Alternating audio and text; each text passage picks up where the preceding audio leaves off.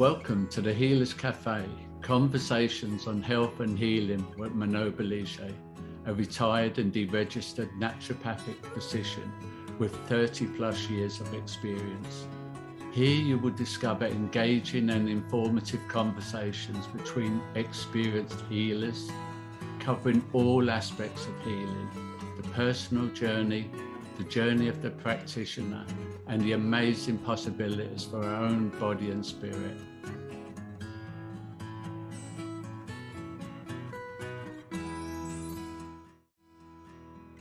So welcome to the Healers Café. And today I have with me Chef Rich. His whole name is actually Chef Rich Rosado. And he is the CEO and creator of the One Plate Health and Wellness System. And it's a disease management program. I think he's on TV, 30 minutes of fun and education shows that show people, how, I guess, we're going to find out what it's about, but I see the word cordon bleu, which I like being French. Also, you've worked with business moguls, professional athletes, including the NBA All-Star Grant Hill. And you also have worked for hospitals in Florida, I see, for Florida Diabetes Center. So a wide breadth of different places to share your message on food. So, but I want to, my first question to you, first of all, welcome. No, I am so honored to be here. Thank you so much for having me. And food has got to be outside of healing or beside healing, and I think they can be combined, is one of my biggest passions as well. So I love cooking, and I'm interested in, in so many different opinions about food, though the final opinion is my taste buds. Yeah. So welcome. And what got you, what came first? You loving to cook or actually the importance of health? Or how did all this happen in your life? I think for me, it was like a jigsaw puzzle. First came, I would say, the love of community and family first. Growing up, we're Hispanic, so food is a huge part of our culture. So every week we'd have big family parties, and they would always end up in the kitchen. And my mom would cook for hours, and my grandmother would cook for hours. So I was always around there. So I guess that's where the love of food started. And then I went into the Marine Corps, did my thing there. So then the health thing came about then, because you're always active, you're always exercising. And then from there, getting out of there, I guess they just kind of molded together. And I didn't really see, how important the role of a chef was until I started to get my master's degree. My master's degree in education, I really kind of focused on, healthy eating and how food can really impact someone's health. And this is where it really started to develop, to where it is today. So we're just a marriage there between, my love of French, and I'm classically French trained. So obviously I'm in love with food, all aspects of it. I'm in love with it. So, taking that and understanding that, there's little tweaks that we have to do, and the little tweaks that we make, when we cook, they're not huge differences. When you actually taste it, you actually taste the ingredients better, when we scale back on some things, Right. When we don't have so much fat in there or so much sodium, or we introduce, different things in there, we get to play with different flavor profiles, and you actually get to taste it more than some of the traditional dishes that are just loaded with fat and all kinds of salt and things like that. Right. Is that so? Does that justify wine? Yeah, it does, of course. Red wine. I mean, and again, red wine is good for you. So, and one of the things we try to stress is moderation of everything. Right. I am a huge chocoholic. I will do anything for some chocolate. So, to go on something that said, listen, you can't have chocolate anymore, I would have to question my living for the rest now, because it'd be like, well, you just took my chocolate away. What else is there? So I would definitely, we never say you can't have this or you can't have that, because it's not realistic and it's not sustainable. Mhm. We want you to have that chocolate cake, but I mean, we want you to have pieces of it, a portion of it, a Right. healthy portion. Yeah. You can't have the whole entire thing. And that's what happens. You'll see a lot of people will go on these really crazy fad diets. They are restricted from everything and they're strong for about a week or 2 weeks. And then after that, they break and then they Yeah. start to overindulge. Yeah.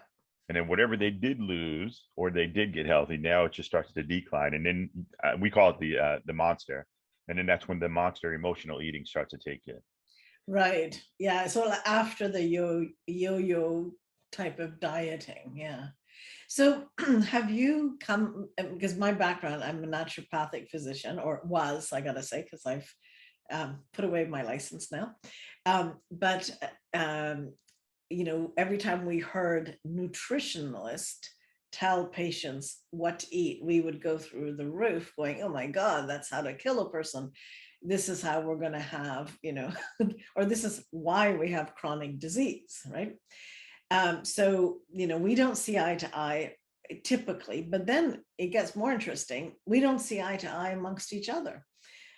So some people will believe that we need all raw foods. Then we have the Chinese medicine fraction that says no, like that'll affect your spleen and it could reduce your immune system's strength, and you need warming foods, and then we got to use the dashes, and then you got to use this, and it's like by the end of this, it's that we got the carnivores, we got the ketos or versions of, and then you've got your vegans, and then I'm sure there's a million variations.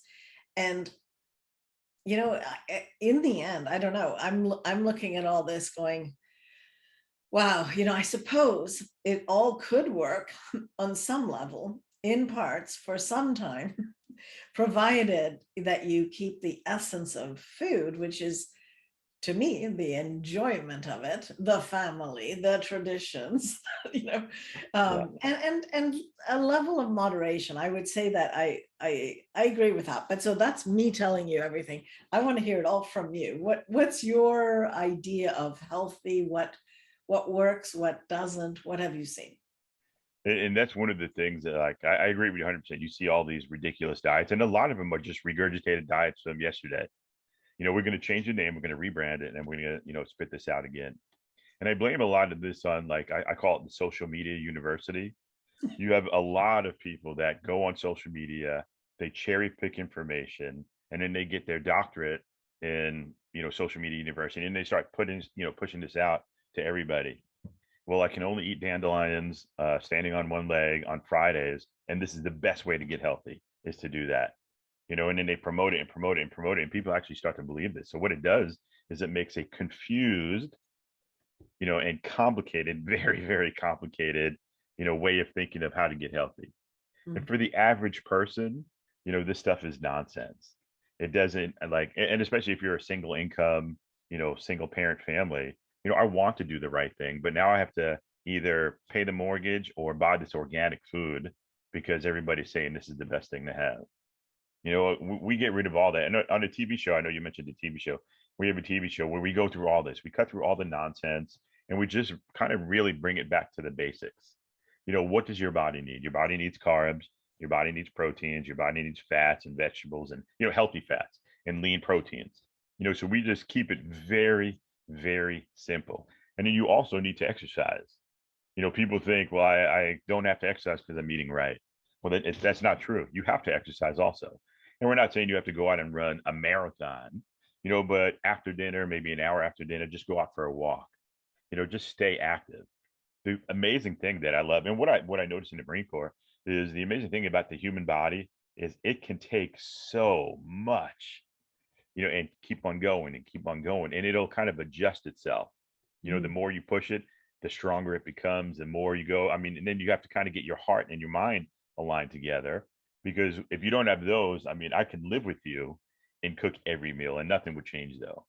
All right. So you want to make sure that your heart and your mind are together to say, I know we can do this. We can definitely do this, and then start eating healthy fats, then start eating lean protein, stay away from the fatty proteins, good carbs, stay away from the white carbs, start have a lot of different whole grains.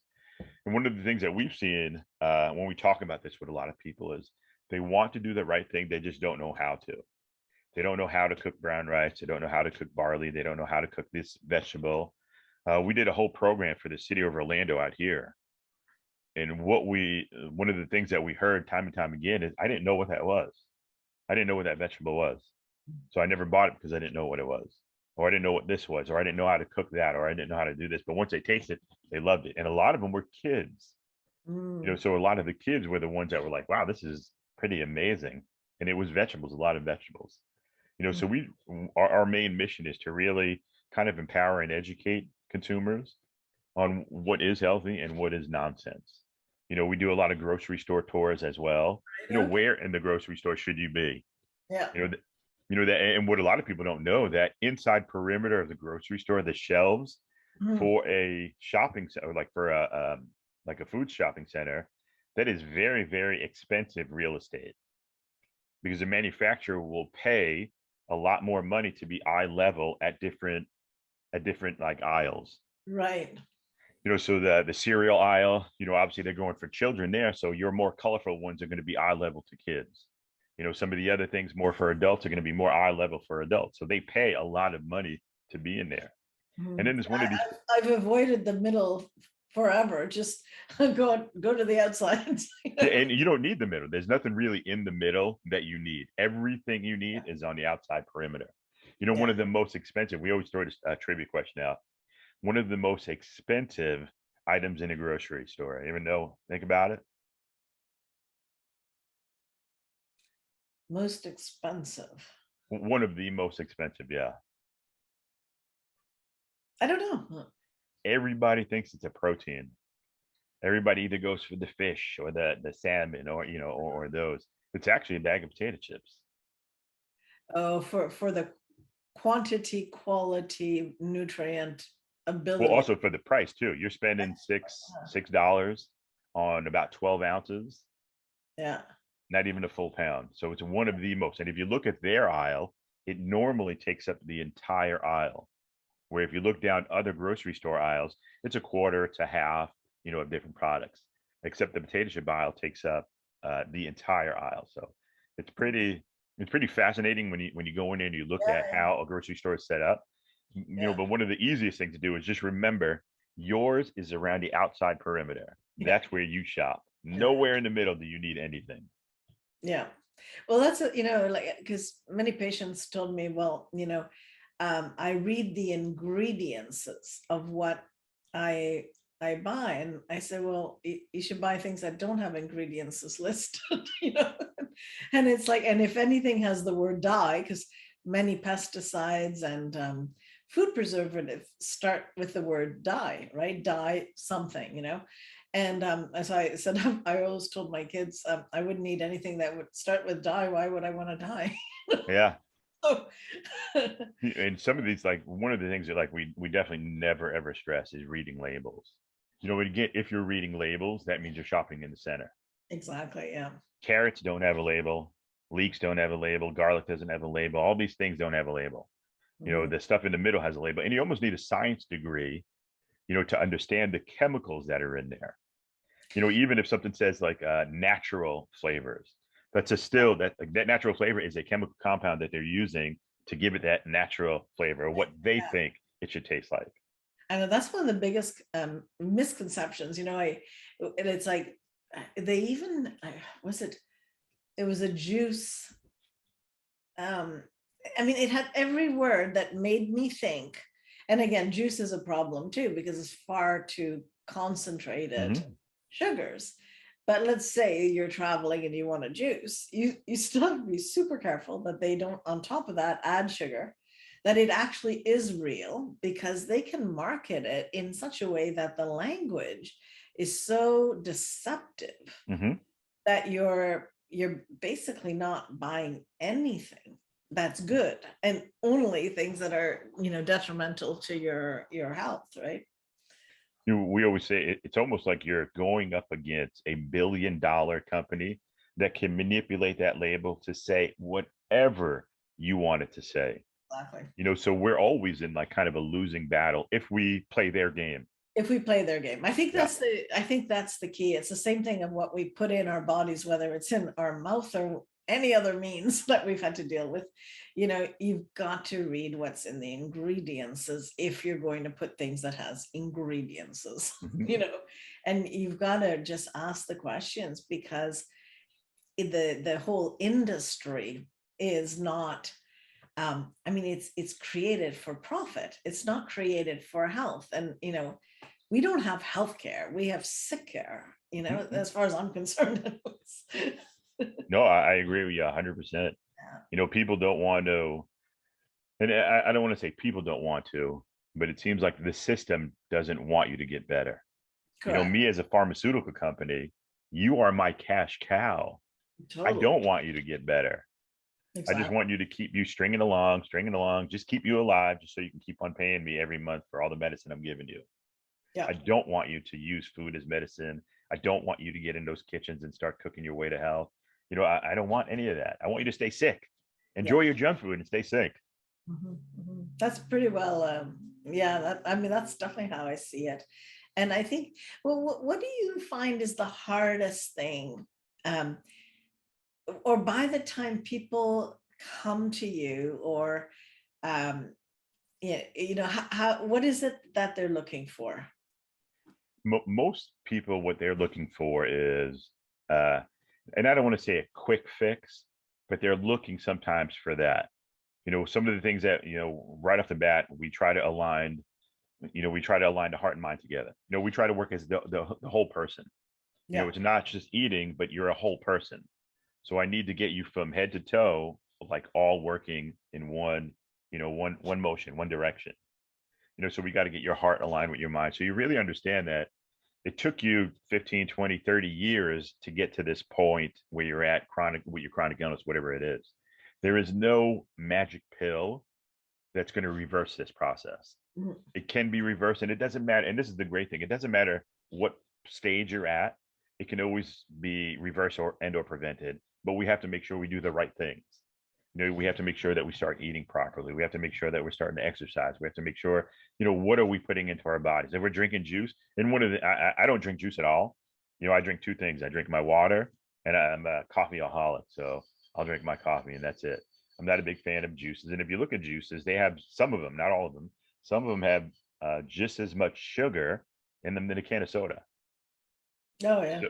So nutrition, it's like, you're not really doing anything great for you.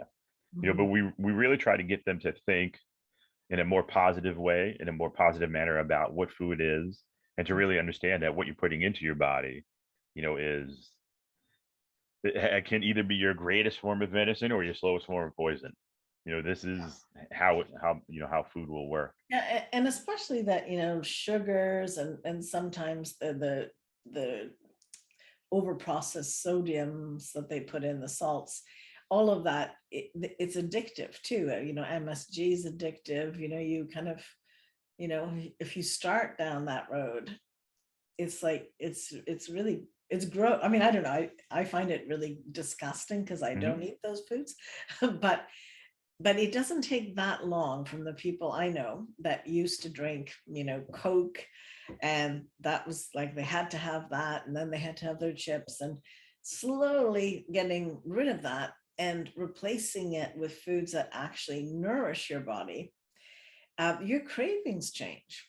You don't feel like you need to have these things, so I'm sure you've seen the same Well, we see it all the time. And when we get feedback, the feedback we get is, I did have an urging for that like McDonald's burger, but after I took one bite, it was so salty and it sat in my stomach for so long, I couldn't even finish it. And that's when we know, okay, boom, you got it, you did it. Yeah. Because now you start to take that personal responsibility and say, I'm not eating that junk food anymore. I know what's good, what tastes good, and I know this stuff is really bad. So, I mean, and that's where, ultimately we want to be, is to be able to get you to see, okay, this is not good for me. I'm going to take ownership of my own health from now on. So do you think the biggest problem is in the food industry is the non-foods? Is it Is that, or is the debate, more like whether we should have beans and lentils, or whether we should have, like, what level do you see the biggest problem in your exposure, or the people around you? As far as a consumer, one of the biggest things that we see is it's a lack of education. Right. And then it's just compounded by like social media university, just laying more nonsense on top of more nonsense. So I mean, even if you're trying to do the right thing, you don't know what is right or what is wrong anymore. Most of the people we've seen today don't know good nutrition from poor nutrition, or good food from bad food anymore. Mhm. You see this a lot when you hear people kind of debate which fast food is healthier for you. Right. Is this chicken place that fries everything better for me than this McDonald's place? It's like, no, they're all no good for you. You Mhm. shouldn't be stopping at any of these places. Yeah. So what we see, it's a huge lack of education, that people don't know how to cook anymore. Mhm. And what they do is done improperly, because once you overcook, obviously, a vegetable or anything, and this is even if you're even cooking vegetables, once you overcook it, it's nutritionally void of anything anyway. So they make it mush and it's disgusting, and then nobody wants to eat it anyway. They overcook their proteins, or they're trying to get like these very expensive proteins, and then they cook it in an application that doesn't really work with it.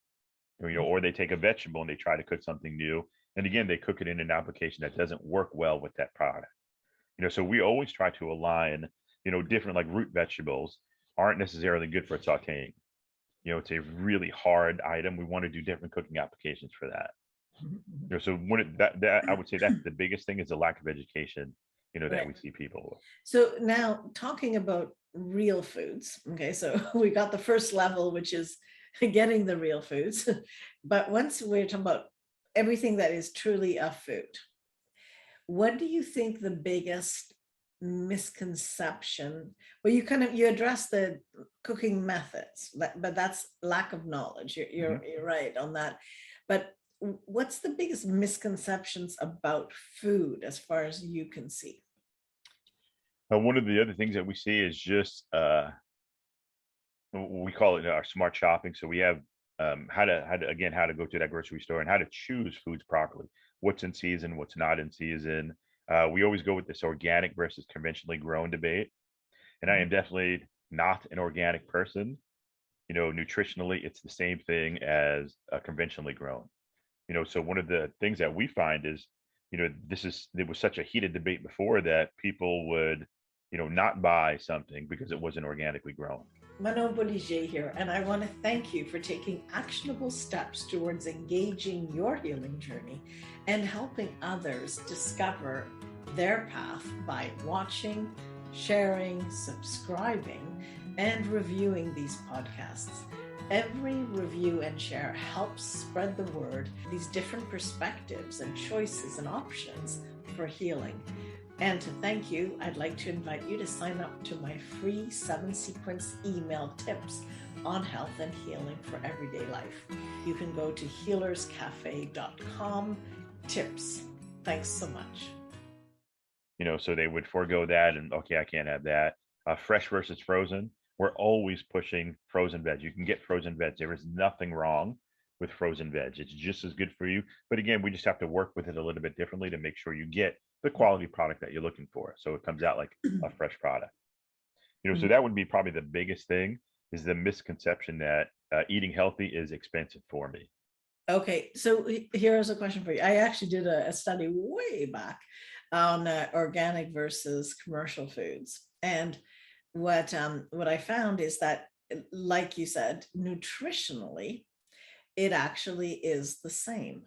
But what was interesting, in when they fed the foods, for example, to chickens, the chickens who ate the organic food produced more eggs, and much healthier eggs, than when they took the nutrients simply out of the commercially raised food. So from that, and this is ages ago, it's like, what, I don't even want to say how many years, but a lot of years, well over 30, let's say. Anyway, but the thing, what I realized too, is there's an impact from pesticides that I think we can't neglect. And, now they're spraying, herbicides and pesticides and all this from airplanes on our fields and our trees and our, wild forests, and where we can get mushrooms. And so I'm looking at all that going, those are harmful. They're chemicals, it's like they're like preservatives, but they're going to preserve your body. So what do you say to that argument? And that, I mean, that's always, like, we get this argument all the time. That's always the second place that everybody goes to. Once you kind of squash the whole, organic and conventional gardens, it's the same thing nutritionally. They always go, well, there's pesticides. UC Berkeley actually did a paper and found that organic uses pesticides. They're organically used, like kind of organically grown pesticides, but they are still chemical pesticides that they use. And what they found is the difference between the organically used pesticides and the conventionally is the conventional uses less pesticide than the organic one. The conventionally grown is also, or the conventionally used pesticide is also regulated, where the organic is not really regulated. So one of the things that they found was it also took 7 times, it was a 7-to-3 ratio, 7 times of organic spray to 3 times of the conventionally grown pesticide to actually get the same amount. And the organic grown actually had a negative effect on the environment, and it actually killed aquatic life. And this is one of the bigger ones. I think it's pyrethrin and amidian. I think it was those two that were called on there. So they both use pesticides. I mean, to say that they don't is not, it's not a true statement. Are they different? They are different. Yes, they are different. They're different, though. I from what I understand, I mean, I'm not, I do grow vegetables. I don't add anything to them, to my soil, in that sense. I mean, I make sure that it's rich, that I have worms and that it's alive. But, and I put, plants that repel around, like, using that kind of thinking.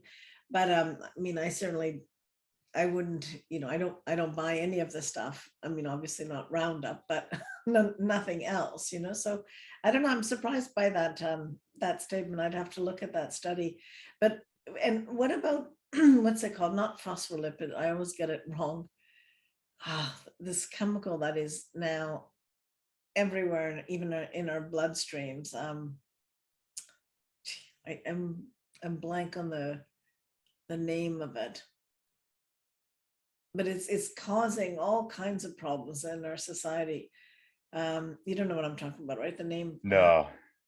And again, I think this is what we always do. We always grab something. And again, the good thing is we have enough data that can show, okay, this conventionally stuff grown is, this is the chemical that they use and this is the bad stuff about it. Okay, we can make changes from that. With the organic stuff, there's not enough data to prove anything. So they can say right now whatever they want.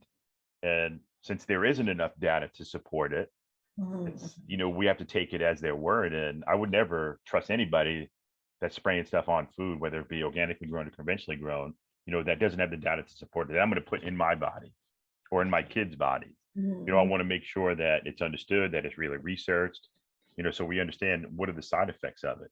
A lot of the, like the man-made, we'll call it just man-made pesticides, have a lifespan. They might have a 1 month, 2 month, whatever it is lifespan, and then they're kind of rendered inert, where this the organic stuff isn't, because it's not regulated yet, and it is not fully regulated.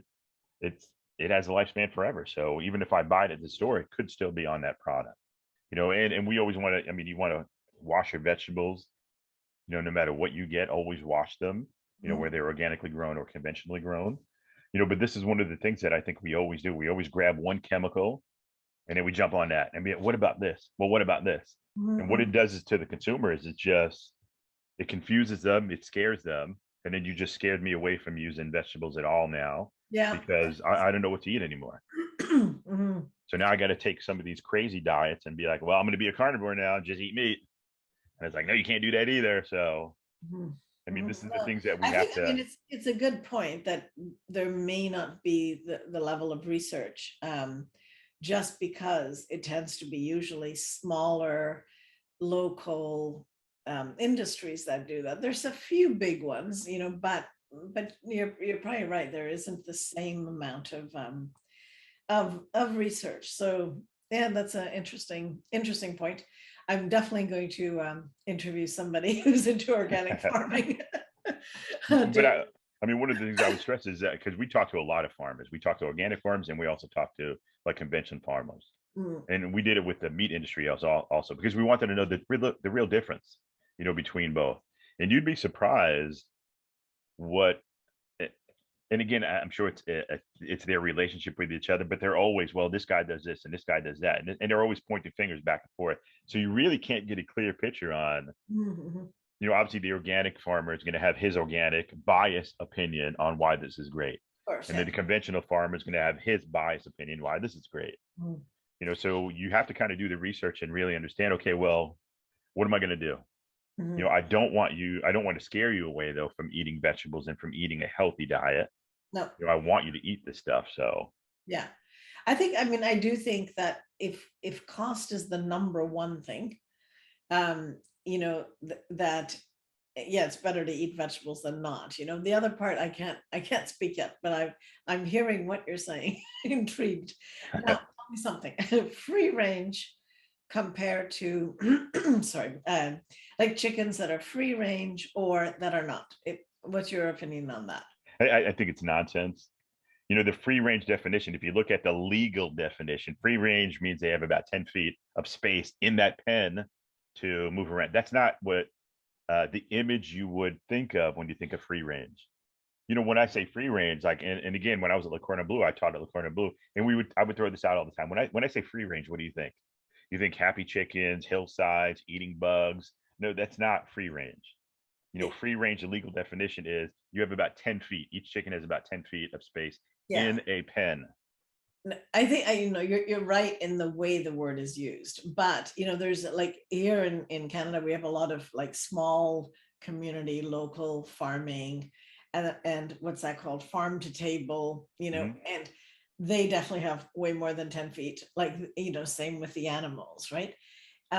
Do you think there's a difference in the I was going to say the health of the animal depending on how they're looked after, both physically as in what goes in them, but also the environment that they're in?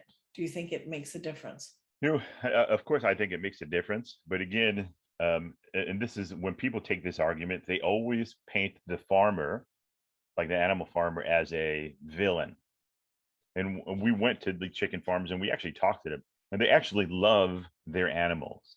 These are animal lovers that they do. Just because they make chickens for slaughter does not mean they don't care for animals. They do care for their animals. And I don't want to paint them as like they are like, oh, they're just animal lovers. But again, if you think of it as a business kind of sense, every chicken I raise that I have to put the money out first, I want to take care of it because I need to recoup that money. A slaughterhouse is not going to buy a chicken that's beat up, old, or sick.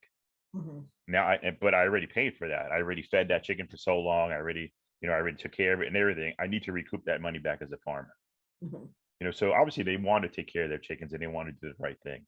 We always make this comparison also between small little farmers that produce just for like 5 people versus commercial farmers that we have a country to support.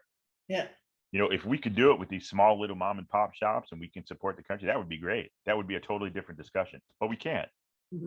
So we're kind of comparing apples and oranges here. It's not fair. It's not fair for the commercial farmer who is really trying to do the right thing. But again, and again, you always have a nut job in here somewhere who is it's just a bad seed. He's a bad apple. What I'm saying? And these are the ones that people really, oh, look at this guy. But the majority of farmers are not like that. And I'm not, I can't raise anything. I can't even raise a flower. I kill flowers. So, I'm not, I don't have any bias in that. I just want people to understand the truth about this stuff. If we're going to make comparisons, and then let's make honest comparisons and see how this can work. And again, we have a country to feed. We have to do what's right for the country and feed them. And I totally agree with you with the pesticides. I want to make sure that we use as less as possible. And I want to make sure they're as regulated as they possibly can be. So, my kids are healthy because I'm feeding my kids this stuff. Okay, let me get you on oils. So what's the deal with canola oil, avocado oil, olive oil, vegetable oil? What's your Yeah, take? all these social media university again striking and being, oh, you got to get avocado oil, you have to get coconut oil, you got to get this oil and that oil. We stick with uh extra virgin olive oil or just olive oil. Olive oil has got the most kind of data that proves everything. It's got the most research that proves it. It lowers your LDLs. I mean, it raises your HDL. I mean, it's good for you. And this is where we really kind of shine, is that when we cook, I want you to use, and if you have proper technique, we're only using 1 tablespoon of oil in the entire dish. Mhm. You should never really pick out an oil or use that much of that oil that it's going to have any kind of nutritional impact on you. You know what I'm saying? Mhm. When I'm cooking, I'm only using a tablespoon. I'm not getting really much out of that tablespoon of anything. All right. If I'm using more than that, then obviously my technique is incorrect because I don't need that much oil to cook anything. Okay, so so uh, without giving away all your secrets, but it is about public education. Of course. So let's say that you're cooking something, I don't know, like a thigh of a chicken, and then you've got some vegetables. I don't know, maybe it depends on the pan you use, but how would you go about, like, how would you put a meal like that together so that you use no more than 1 tablespoon? And this is where like the TV show, we talk about it on the website, we talk about it also, is the different metals that we use for pots and pans, Mm, because each metal is going to have different characteristics yeah. and it's going to help us one way or the other. One of the, like, we'll just take cast iron for one. Cast iron is a great pan. I love cast iron. Mhm, What it does, it takes a little bit longer to heat up, but when it gets hot, it retains its heat. mhm, One of the things, like if we're going to saute, we'll just take a chicken breast. I'm going to saute a piece of chicken breast, then I'm going to add vegetables to it afterwards. I'm going to take my pan, heat it up first, and then I'm going to take my cold oil, because obviously it's just room temperature. I'm going to put my 1 tablespoon of oil in there. What happens is that pan touches, or that oil touches the pan, the viscosity of the oil changes. mhm, So now that 1 tablespoon has just spread, and now I can cover the entire bottom of the pan. mhm. Then I'm going to put my chicken in there, cook it off, flip it to the other side. I'll get a beautiful sear on it because we have enough heat in the pan and we Right. have just enough fat where I can get contact. Mhm, I flip it over, cook the other side, 8 to 10 minutes. I take it out, and then I'm going to add my vegetables to it. If for some reason the pan is really, really dry, and this is what sometimes tend to happen, that oil has been absorbed. When I mhm, add my vegetables to it, the only thing I'm going to add now is a little bit of water. mhm, mhm. Not enough to drop the pan's temperature, but just enough where nothing burns. We drop it where, okay, now my vegetable can continue to cook.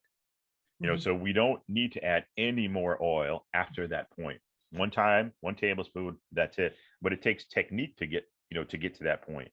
Mhm. Most people will put way too much olive oil in there. And Mhm. then when the viscosity changes, it doubles almost in size there now. Now I'm pan frying or deep fat frying when, that's definitely what, we don't need to do that stuff at all.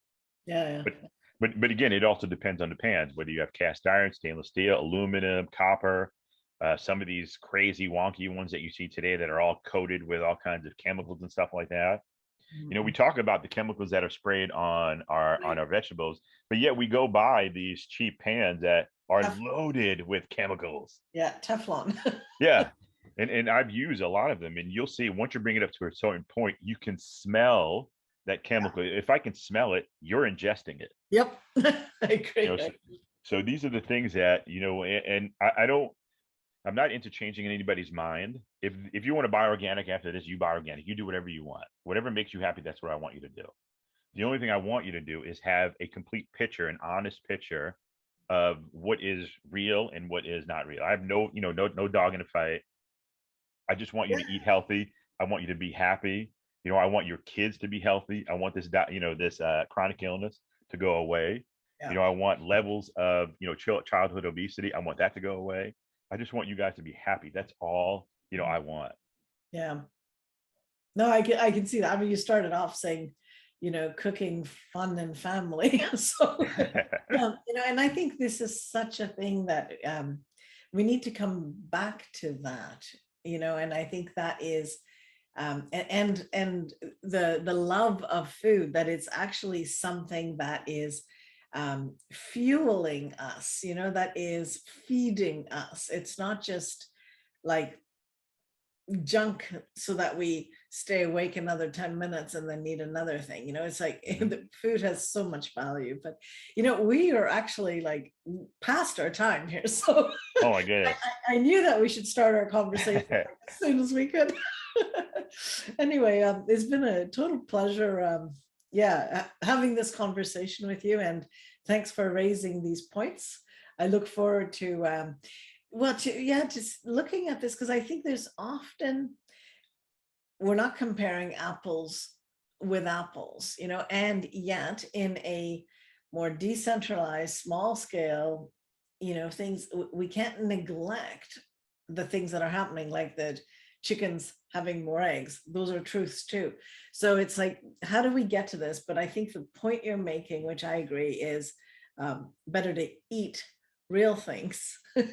And then really start with that and cut all the junk food out in the central lanes. I think that's super important. Oh yeah, no, I agree with you 100%. And that study with with the chickens and things like that. I mean, I think one study done, I don't think really proves a point. No. Again, you know what I'm saying? Something that stayed with me, because, and that's the thing too, is, where do people put money behind studies, right? Like, I mean, if you go into research now, and there's many subjects we can talk about, which I won't, but, like, you have to really look at what is it research done by the industry? Is it independent research? And are we comparing real things with real things, Yeah. And I think where a lot of people, like, there was a study done on sugar. It kind of blew me away that like sugar wasn't a bad thing for you. And then when you dug a little deeper, it was like sponsored by like Coca-Cola, so like a soda company. Yeah. Like, okay, that makes like total sense now why you would come up with that kind of findings. But I think a lot of people need to go more towards the peer-reviewed studies 100%. to really understand, okay, what does all this food mean? What is this for? What is that for? What are these studies really proving? Yeah. And then you can kind of make your own point and do that. Some of the other things I just wanted to say, I've cooked for athletes, pro athletes that are at the highest level of physical nutrition and, and physical, like their performance. Yeah. Yeah. And what they eat is kind of shocking to, what a lot of people would think. They a lot of people I've talked to, oh, they must eat organic this and organic that. And it's like, no, they don't. They eat a lot. They eat a lot of food, but it's wholesome food. Yeah. A lot of them, I've never worked for anybody was like, well, you have to get this or this or this. It's always been make it healthy and I'm ready to eat and I just need to eat a lot of it. But again, their diets are totally different than the average person's diet. You're talking about pro athlete who works out for a living versus, right. Bill, who just sits on a computer for 10 hours a day, doing nothing. Yeah. Obviously Bill's diet is going to be a little bit different than, everybody else's diet, like a pro athlete's diet. But we want to make sure that everybody understands that. I just need you to eat vegetables, stay with the good carbs, don't go on these crazy fad diets because none of them will work. And then again, like you were saying, that roller coaster of emotion is what really brings people to that emotional eating. And that is a danger in itself right there. All right. Well, Chef Rich, thank you so much. Oh, thank you so much. I'm seriously honored to be on here. Thank you so much for allowing me to kind of ramble on for 30 minutes. Thank you for joining us at the Healers Café with Manon Bolliger. Continue your healing journey by visiting thehealerscafe.com and her website and discover how to listen to your body and reboot for optimal health.